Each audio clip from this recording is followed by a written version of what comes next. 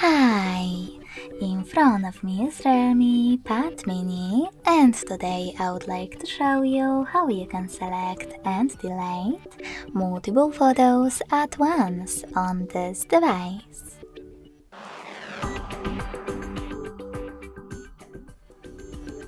First of all, you need to open Photos app. Then hold one of your pictures that you wish to get rid of. I will go into one of my folders, like Download, and hold this one.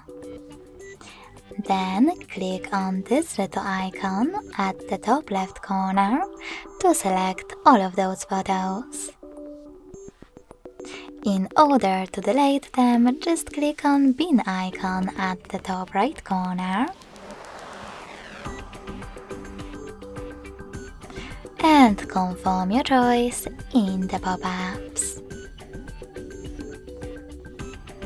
Thanks so much for watching. If you enjoyed this video, smash that like button, comment and subscribe.